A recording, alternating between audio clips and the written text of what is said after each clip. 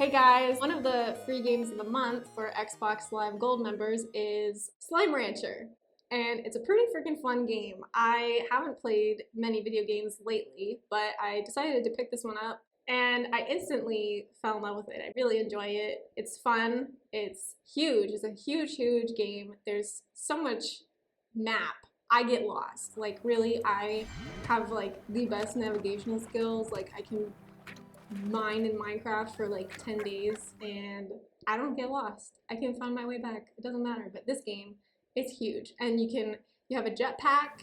You can fly on top of all of the mountains and the rocks and stuff, and you can find all these hidden things. It's really fun.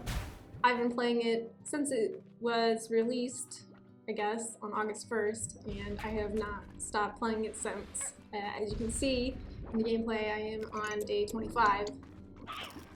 So you have a vacuum gun, you can pick slimes up, you can pick up their plorps, is what they're called, and then you sell them into what is sort of like a stock exchange thing, and you get these coins, and you can unlock new areas, unlock new stuff for your farm, buy stuff for your slimes to take care of them and stuff. And I keep discovering more and more slimes each time I unlock another place.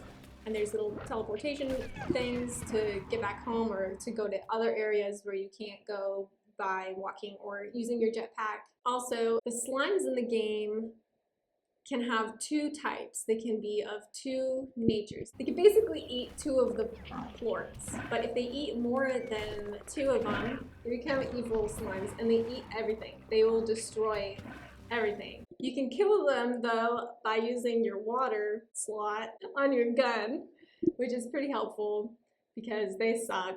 They're really, really easy to kill, as you see, but they're kind of a nuisance sometimes.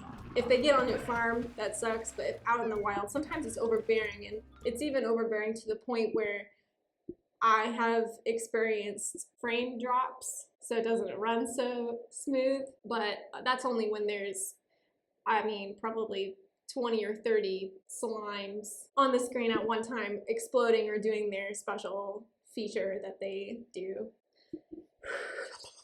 So since the slimes can have two types, you can basically collect the plorts and feed them to your slimes so that they can be two types of whatever you want. So instead of just being pink and the fairy type or whatever, you can make a rock fairy type. And sometimes it's really beneficial, especially if you have them on your farm, because if you want two of the plort types that are worth more, you can keep farming them and feeding them and keeping them happy and keeping them safe, most importantly.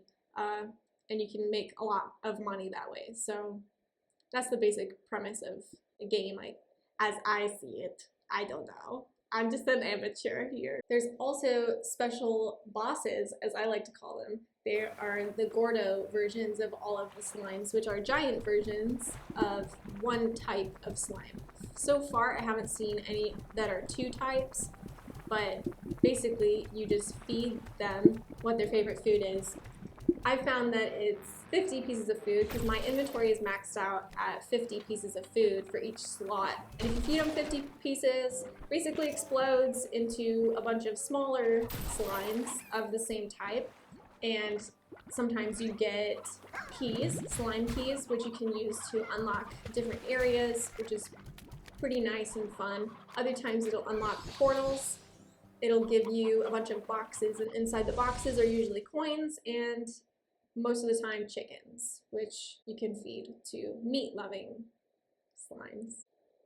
So with all your money that you earn throughout transferring your plorts into coins, you can upgrade your gun, your inventory, your farm, the different types of coops you can make. You can make chicken coops, you can make slime houses, you can make a pond for the water slime, and you can make gardens so you can grow your own food. You can find the food in boxes or growing wild or from completing the daily challenge, which is pretty convenient because sometimes they're really, really easy and they give you really cool stuff that you haven't ever seen before, which is pretty nice. You can also build storage units to put items in that you can't hold in your inventory. There's some pretty cool functions on the slime housing sections. There's an auto feeder, so you can put food in there so you don't always have to be around at your farm to feed your slimes, and they will always be producing plorts, which is convenient because it helps you keep getting money and it keeps your slimes happy. So they can't be enraged, and if they are enraged, they will be hitting at the walls and the roof so they can escape and potentially become the evil slimes. And the game is just all around really beautiful. I enjoy the scenery, I enjoy the nighttime, the daytime. I really love the designs of all the slimes. I think they're really cute. So there is obviously day and nighttime in the game, but you don't have to go back to your house and sleep.